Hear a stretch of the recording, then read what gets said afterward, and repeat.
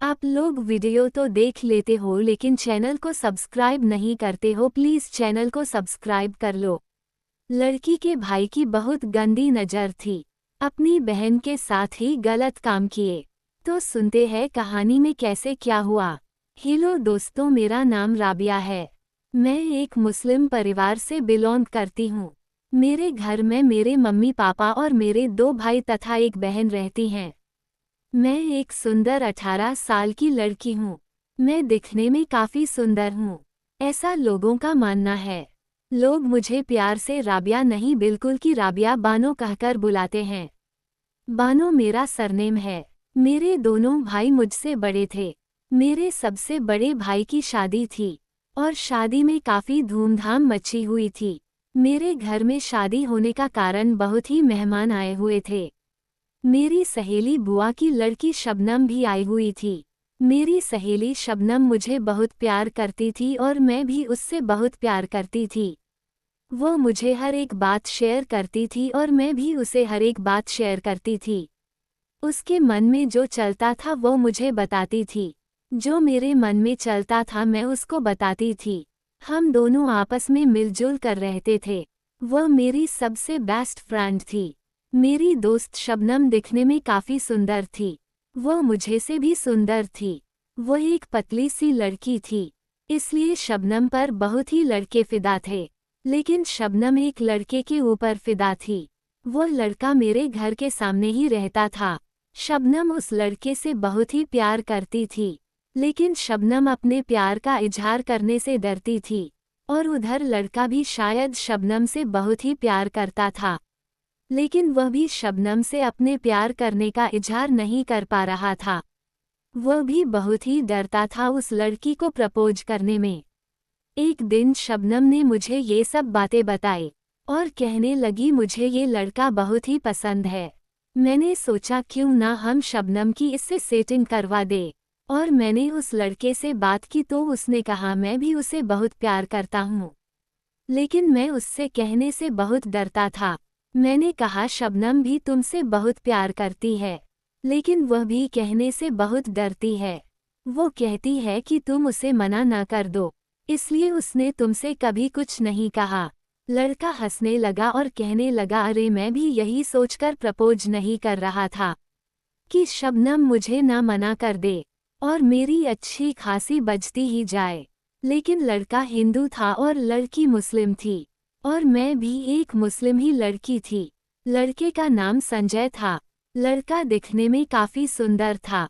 संजय ने कहा मुझे शबनम से मिलना है, तो मैंने कहा ओके, मैं शबनम से पूछकर तुम्हें ज़रूर बताऊंगी। और मैं वहाँ से अपने घर चली आती हूँ और मैंने शबनम से कहा शबनम संजय तुमसे मिलना चाहता है, क्या तुम शबनम संजय से मिलना चाहोगी? तो शबनम ने कहा मुझे शर्म आती है किसी से मिलने में, और अक्सर लड़कों से तो ज़्यादा ही। मैंने कहा अरे पागल, इस जमाने में सब चलता है, तू डर क्यों रही है, मैं भी तेरे साथ चलूंगी।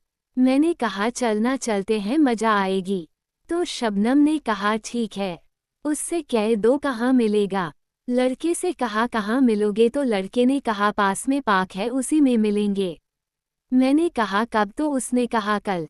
जब कल हुआ तब हम दोनों पार्क में गए और लड़का वहीं पर खड़ा हुआ था। लड़का देखकर मुस्कुराने लगा। मैंने शबनम को संजय के पास भेज दिया और मैंने कहा मैं अभी आती हूँ, तुम लोग थोड़ी बातें करो। मैं उनसे थोड़ी दूर चली गई और वह लोग आपस में बातें करने लगे। शबनम ने संजय से कहा मैं तुमसे बहुत ही प्यार करती हूँ संजय, मैं तुम्हारे बिना नहीं रह सकती।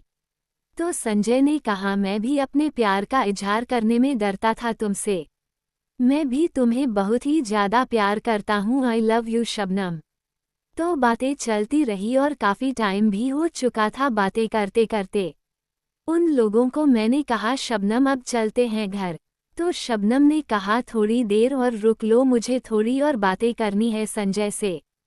शबनम ने संजय से कहा यार हमारी तो जाति भी एक नहीं है, तो हम लोग शादी कैसे करेंगे? और मुझे तुम्ही से शादी करनी है, मुझे और किसी से भी शादी नहीं करनी है। तो संजय ने कहा हाँ मुझे भी तुम्ही से शादी करनी है।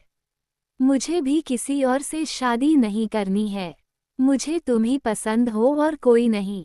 मैं शादी करूंगा तो तुम ही से। उन लोगों ने प्लानिंग बनाई कि चलो घर में बताते हैं। लेकिन शबनम ने कहा हमारे घर वाले नहीं मानेंगे और शबनम कहने लगी चलो भाग चलते हैं घर से। तो संजय ने कहा नहीं नहीं, भागना सही नहीं है। घर से भागेंगे तो घर की भी बेइज्जती होगी। तो शबनम ने कहा हाँ ये तो बात ठीक है। तो संजय ने कहा शादी वादी अभी छोड़ो और ये बताओ हम लोगों की बातें कैसे होगी। संजय कहने लगा तुम्हारे पास कोई फ़ोन वगैरह है।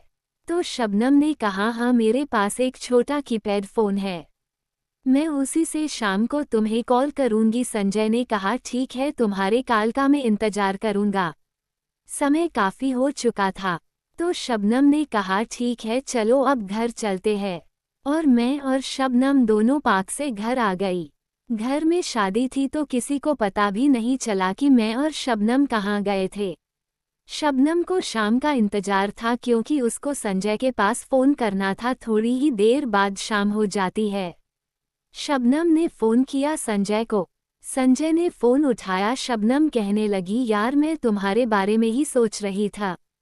तो संजय ने कहा मैं भी यार तुम्हारे बारे में ही सोच रहा था।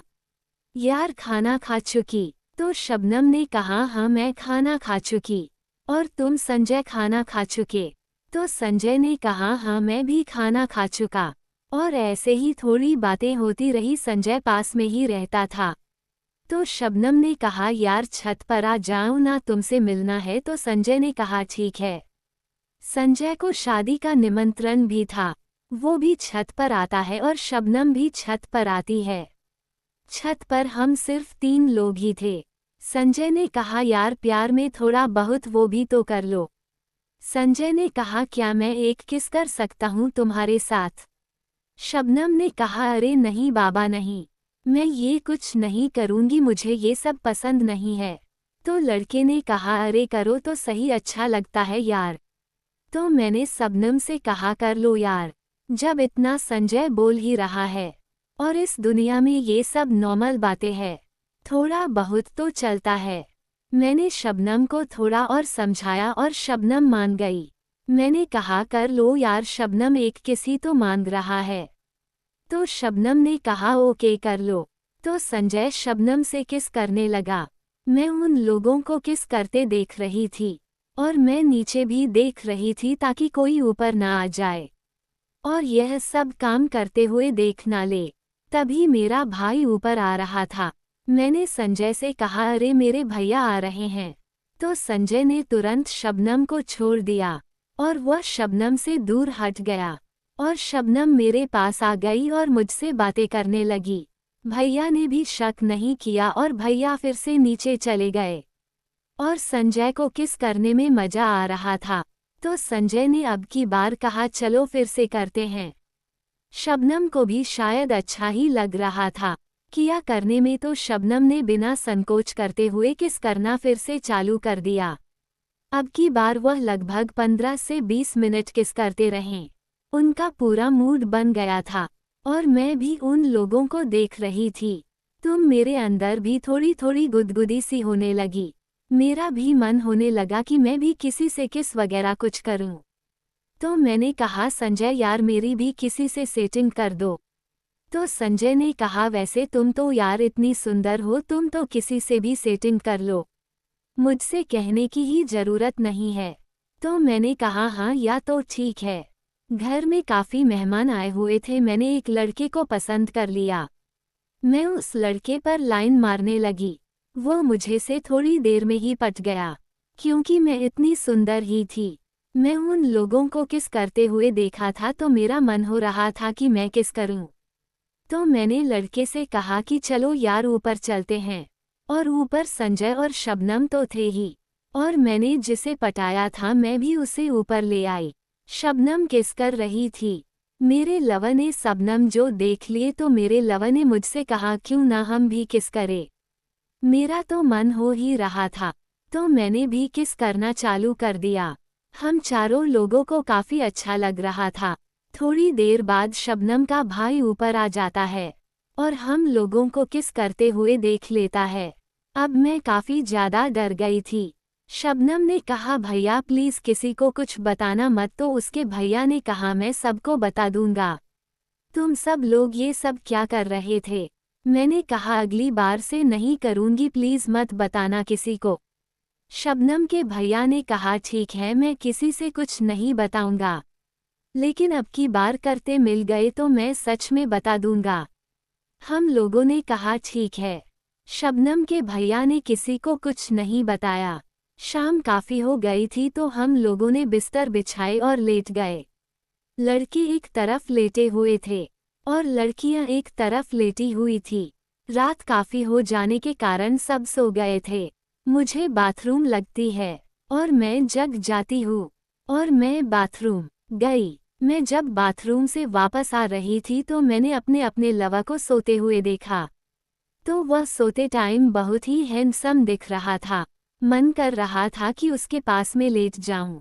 मेरा बहुत मन होने लगा, लेकिन मुझे शबनम के भाई की बातें याद आ जाती है। मेरे लवा के पास मेरा भाई लेटा हुआ था। शबनम के भाई ने हम लोगों को किस करते हुए देख लिया था। मैं सोच रही थी कि मेरा भाई अगर मुझे ये सब करते देख लेता तो वही मार डालता। चलो ठीक है कि शबनम के भाई ने हम लोगों को दिखा। मैं अपने भाई से बहुत डरती थी, इसलिए मैं अपनी जगह पर लेट गई। मेरे भैया थोड़ी देर बाद उठे और वह भी बाथरूम चले गए। बाथरूम से आने के बाद पता नहीं क्यों अब की बार अपनी जगह पर नहीं बल्कि मेरे बिस्तर के पास लेट गए। मैंने सोने का बहाना किया, लेकिन मेरे भैया पता नहीं क्यों मुझे बहुत गलत तरीके से टच कर रहे थे। मेरे भैया कहने लगे जैसे तुम अपने लवा के साथ किस कर रही थी वैसे मेरे साथ करो। मैं काफी डरी हुई थी कि मेरे भैया ये क्या कह रहे हैं। कई तो भैया को बहुत बुरा इंसान समझती थी, लेकिन ये तो बहुत गंदे इंसान निकले। मैंने कहा तुम तो मेरे भैया हो, तुम ये क्यों मेरे साथ करना चाहते हो? तो मेरे भाई ने कहा अरे यार, मुस्लिम फैमिली है हमारे लोगों की, हमारी फैमिली में ये सब चलता है। मैंने कहा अच्छा, लेकिन मैं ये सब तुम्हारे साथ नहीं करूंगी क्योंकि तुम मेरे भाई हो। उसने कहा अगर मेरे साथ नहीं करोगी तो मैं सुबह सबको बता दूंगा। मैं काफी डरी हुई थी कि भैया किसी को बताएं ना दे, इसलिए मैंने कहा अच्छा कोई बात नहीं, कर लो। तो मेरा भाई मेरे साथ किस करने लगा। सभी लोग सो रहे थे और हम और मेरा भाई जग रहे थे। मेरे भाई लगभग 15 मिनट किस करने के बाद मेरा भाई कहने लगा अब मुझे वह वाला तुम्हारे साथ गेम भी खेलना है। मैंने कहा अरे भाई तुम क्या कर रहे हो, तुम्हें शर्म भी नहीं आ रही है ये सब बोलने और करने में? छोड़ दो, तुम भाई हो, क्यों नहीं समझते हो? तो उसने कहा अरे यार, मेरा दोस्त भी अपनी बाहें के साथ करता है, हम लोगों में चलता है और हमारे धर्म में ये सब चलता है तो हम कर सकते हैं। करो यार, बहुत मजा आएगा। मैंने कहा नहीं, मुझे ये तुम्हारे साथ नहीं करना है, लेकिन भाई ने जबरदस्ती मेरे साथ वह वाला गेम खेलना चाहा। मैंने कहा जो सबको बता दो, मैं भी तुम्हारे बारे में सबको बता दूंगी कि तुमने मेरे साथ क्या क्या किया है। तो मेरा भाई डर गया और वह कहने लगा ओके, मैं किसी से कुछ नहीं बताऊंगा और मैं तुम्हारे साथ वह वाला गेम भी नहीं खेलूंगा, मैं जाता हूँ, लेकिन तुम किसी को मत बताना कि मैंने तुम्हारे साथ किस किया है। मैंने कहा ठीक है, अब जाओ यहाँ से। तो मेरा भाई मेरे पास से उठकर चला गया। सुबह हुई तो मुझे बहुत घिन आ रही थी। अपने भाई की करतूतें मैंने अपने लवर से बताई। मेरा लवर कहने लगा कैसे और कब ये सब हुआ। मैंने कहा मेरा भाई शाम को उठा था और मेरे साथ किस वगैरह सब किया। तो मेरा लवर कहने लगा ये भाई है तुम्हारा, ऐसे भाई भी होते हैं, और तुमने शाम को मुझे क्यों नहीं जगाया? मैंने कहा इज्जत के मारे मैंने किसी से कुछ नहीं बताया, मैंने शबनम से भी यह बातें बताएं। शबनम ने कहा अरे यार, मुझे पहले से ही तेरे भाई पर संदेह था, क्योंकि वह मेरे साथ भी करने को कह रहा था, लेकिन मैंने उसके साथ नहीं किया। तेरा भाई मुझे बहुत गलत लगता है, इसलिए मैं उससे हमेशा दूर रहती हूँ। शबनम ने अपने लवर संजय को मेरी हर एक बात बताई कि उसका भाई ऐसा काम उसके साथ किया है। तो संजय ने कहा, अरे यार तुम्हारे घर में ये सब क्या होता है? ये सब क्या अच्छा है नहीं अच्छा है, ना भाई बहन आपस में नहीं कर सकते हैं। लेकिन तुम्हारे में पता नहीं ये सब क्या चलता है। मैंने कहा नहीं यार, कोई कोई ही करते हैं, सब नहीं करते हैं। और मेरा भाई तो कभी मेरी तरफ गंदी नज़र भी नहीं डालता है। पता नहीं राबिया का भाई है ही इतना गंदा। संजय ने कहा, हाँ यार तुम्हारा भाई सच में काफ़ी शरीफ है। मैं तुम्हारे भाई से सुबह मिला था तो उसके विचार काफ़ी अच्छे हैं। संजय ने कहा, अच्छा ये सब बातें हटाओ और ये बताओ हमारी शादी कैसे होगी यार? हमारी जात एक नहीं है तो हमारे घर वाले मानेंगे तो है नहीं। तो शबनम ने कहा, यार एक बार बात तो करके देखते हैं, शायद घर वाले मान जाए। तो संजय ने कहा, हाँ ठीक है बात करो। मैंने शबनम को समझाया, रहने दे यार, प्यार प्यार ही तक रहने दे, शादी मत कर वरना तेरे घर की भी इज्जत जाएगी और उसके घर की भी। लेकिन शबनम नहीं समझी। शबनम ने अपने घर में संजय के बारे में बता दिया और संजय ने शबनम के बारे में अपने घर में बता दिया। दोनों के परिवार काफ़ी गुस्से में थे क्योंकि हमारी जात एक नहीं थी, इसलिए हमारी शादी के लिए कोई नहीं माना और सब ने कह दिया या शादी नहीं हो सकती है। लेकिन शबनम जिद पर अड़ी रही, उधर संजय भी जिद पर अड़ा रहा।